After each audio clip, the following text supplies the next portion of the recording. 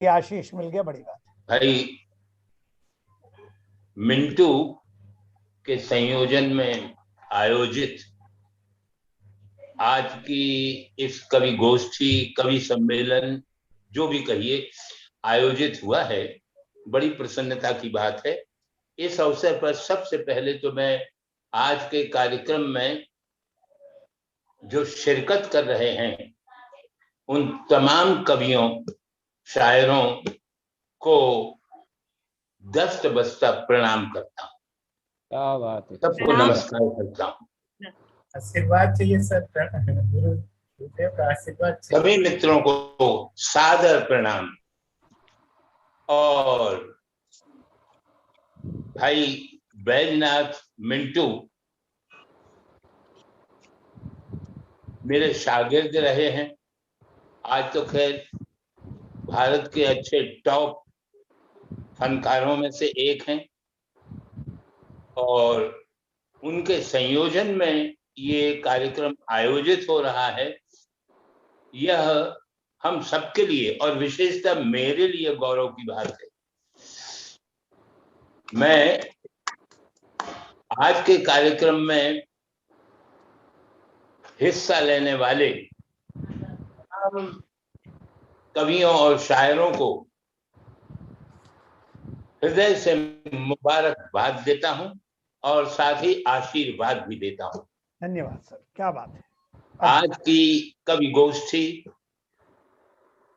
बहुत बहुत सफल हो, बहुत कामयाब हो, असाधारण रूप से सफल हो, ये भगवान से, परमात्मा से प्रार्थना भी करता हूं। मां सरस्वती की वंदना करते हुए मैं उनसे भी यही चाहता हूं कि आज की हमारी इस कवि गोष्ठी को, आज की हमारी इस नशिस्त को असाधारण रूप से कामयाब करे। लोग देखते हैं, जहां से भी बैठ करके सुनते हैं, वे सब भूरी भूरी प्रशंसा करें आज की हमारी इस कवि गोष्ठी की। मैं ऐसी कामना करता हूं और सबको मंगल कामनाएं देता हूं, सबको शुभाशीष देता हूं। जितने भी कवि मित्र, गजलकार हिस्सा ले रहे हैं, उन सबको एक बुजुर्ग शायर होने के नाते आशीर्वाद देने का हकदार हूं। सबको आशीर्वाद देता हूं। धन्यवाद। शुक्रिया शुक्रिया। कि आज जैसा दिन, सच में सागर साहब मैं बता रहा हूँ कि भगवान दास से जैन साहब के, मुझे कहें तो मुझे क ख लिखना नहीं आता है। अगर किसी ने कुछ सिखाया तो सर उनको है। कितने भी इनकी कितनी भी प्रशंसा की जाए वो कम है सर, कितनी भी प्रशंसा की जाए वो कम है। और आज मैं जो भी कुछ हूँ, आज छोटा मोटा जो भी लिख लेता हूँ, वह सिर्फ इनका आशीर्वाद है, इनकी कृपा है सर। मैं सच में आज सर मैं बहुत धन्य हो गया सर, आप हमारे साथ हैं। धन्यवाद। वक्त नाजुक पे जो मिल जाए उसको सहारा समझो। वक्त नाजुक पे जो मिल जाए उसको सहारा समझो। डूबते हुए को एक तिनका भी किनारा समझो। डूबते हुए को एक तिनका भी किनारा समझो। यूं तो चमकते हैं फलक में जुगनू लाखों, यूं तो चमकते हैं फलक में जुगनू लाखों। जो भूले का राहबर हो उसको सितारा समझो। क्या सितारा समझो। कहें। आज ये फलक से उतर करके सारे सितारे यहाँ इकट्ठे हुए हैं। आज की इस कवि गोष्ठी में, कवि सम्मेलन में, मुशायरे में, ये बड़े गौरव की, हर्ष की और गर्व की बात है। और उसमें आप सब लोगों के दर्शन करने का श्रेय तो मुझे मिंटू को देना पड़ेगा। वो उन्हें बहुत बहुत बधाई देता हूँ, आशीर्वाद देता हूँ। आप सब कवि मित्रों से मिलवाया और दर्शन करवाया। जिंदगी के सफर के 84वें पड़ाव पर हूँ इस समय। 84वें पड़ाव पर हूँ। आप सब लोगों की दुआओं से बस निरामय, निरोगी, सेहतमंद रहूं। और अगर उम्र देता है ऐसे ही हमें आशीर्वाद देते रहें। आपके दर्शन करने का मौका मिलेगा मुझे। आमीन आमीन आमीन। है हम सबके गुरु हैं और हम उन्हें सुनना चाहते हैं, जिन्होंने बैजनाथ जी को तराशा है। क्या बात है। हम बहुत उत्सुक हैं, बहुत जिज्ञासु हो रहे हैं उनको सुनने के लिए। कहते हैं कि सब कुछ मिट सकता है यहाँ कयामत के मंजर में, सब कुछ मिट सकता है यहाँ कयामत के मंजर में, रोशन सदा रहता है एक उम्मीद का खजाना।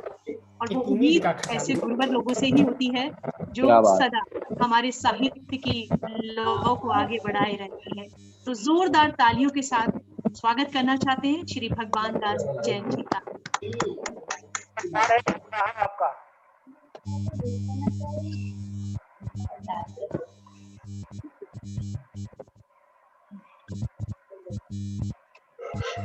आवाज आ रही, साइड से आवाज आ रही। जी उस्ताद मोहतरम। मित्रों, बगैर किसी भूमिका के मैं अपनी गजल पेश कर रहा हूँ। बताओ। स्वागत। समय का गजल के चंद शेर सुनिए। यह भी कोई जिंदगी है जिंदगी के बावजूद, यह भी कोई जिंदगी है जिंदगी के बावजूद, कुछ नजर आता नहीं है रोशनी के बावजूद। वाह बात, वाह वाह वाह। यह भी कोई जिंदगी है जिंदगी के बावजूद, कुछ नजर आता नहीं है रोशनी के बावजूद, रोशनी के बावजूद। और क्या पता किसकी दुआ से जी रहे इस दौर में। हाँ सच्चाई है। क्या पता किसकी दुआ से जी रहे इस दौर में, हर घड़ी हर पल ख्याले खुदकुशी के बावजूद। ख्याले खुदकुशी की जवाब नहीं भाई। वाह वाह वाह। ये इजाफत कमाल की है, ख्याले जज़ाकल्लाह। क्या कहने। क्या पता किसकी दुआ से जी रहे इस दौर में, हर घड़ी हर पल ख्याले खुदकुशी के बावजूद। और तड़फड़ाकर भूख से वो शख्स कैसे मर गया। क्या कहने। तड़फड़ाकर भूख से वह शख्स कैसे मर गया, एक खजाना मसाए शायरी के बावजूद। क्या बात है। आया है शेर फिर से हो जाए दादा, शेर फिर से पढ़ें आप। क्या बात है। वाह वाह वाह। रहमत फरमाएं। क्या सच्चाई है। तड़फड़ाकर भूख से वह शख्स कैसे मर गया, तड़फड़ाकर भूख से वह शख्स कैसे मर गया, एक खजाने मसाए शायरी के बावजूद। और कत्ल से पहले वो मेरे इतना सोचेगा जरूर। क्या बात है। कत्ल से पहले वो मेरे इतना सोचेगा जरूर। गौर फरमाइए, कत्ल से पहले वो मेरे इतना सोचेगा जरूर, अब भी कुछ कुछ दोस्ती है दुश्मनी के बावजूद। वाह वाह वाह वाह वाह वाह, जिंदा गजल है। वाह वाह वाह। कत्ल से पहले वो मेरे इतना सोचेगा जरूर, अब भी कुछ कुछ दोस्ती है दुश्मनी के बावजूद। क्या बात। एक गजल के चंद अशार। कविता का जन्म कब और कैसे हुआ, इसकी कल्पना की है मैंने। मसला गौर फरमाइए। दिल आदम में तूफान प्यार जिस दिन उठा होगा, दिल आदम में तूफान प्यार का जिस दिन उठा होगा, जहां में शायरी का गुल तभी पहला खिला होगा। क्या बात है। जहां में शायरी का गुल पहला खिला होगा, दिले आदम में तूफान प्यार का जिस दिन उठा होगा, जहां में शायरी का गुल तभी पहला खिला होगा, तभी पहला खिला होगा। किसी मजलूम के आंसू, किसी मजलूम के आंसू चलो हम पहुंच कर देखें। किसी मजलूम के आंसू कर्ज मिट्टी का यूं ही कुछ तो अदा होगा। वाह। हमारा कर्ज मिट्टी का यूं ही कुछ तो अदा होगा। और चमन के फूल कुम्हलाए, अचानक खिल उठे कैसे, चमन के फूल कुंभलाए, अचानक खिल उठे कैसे, चमन के फूल कुंभलाए, अचानक खिल उठे कैसे, कहीं महबूब मेरा रोते रोते हंस पड़ा होगा। कहीं महबूब मेरा रोते रोते हंस पड़ा होगा और तुम्हारी जिंदगी कटती है। काबिल गौर और हासिल गजल शेर का ये, तुम्हारी जिंदगी कटती है, तुम्हारी जिंदगी कटती है यूं जो ऐशो इशरत में, ऐशो आराम में, तुम्हारी जिंदगी कटती है यूं जो ऐशो इशरत में, बुजुर्गों का तुम्हारे सर अभी दस्ते दुआ होगा। क्या बात है, वाह वाह वाह वाह, बेशक बेशक। तुम्हारी जिंदगी कटती है यूं जो ऐशो इशरत में, बुजुर्गों का तुम्हारे सर अभी दस्ते दुआ होगा, इसी उम्मीद पर, और ये देखिए, इसी उम्मीद पर बेटे सुकून से हैं विलायत में। क्या बात है। इसी उम्मीद पर बेटे सुकून से हैं विलायत में, इसी उम्मीद पर बेटे सुकून से हैं विलायत में, बहुत बूढ़ा था बाप उनका यकीनन चल बसा होगा। क्या हकीकत का शेर कहा आपने, क्या शेर किया।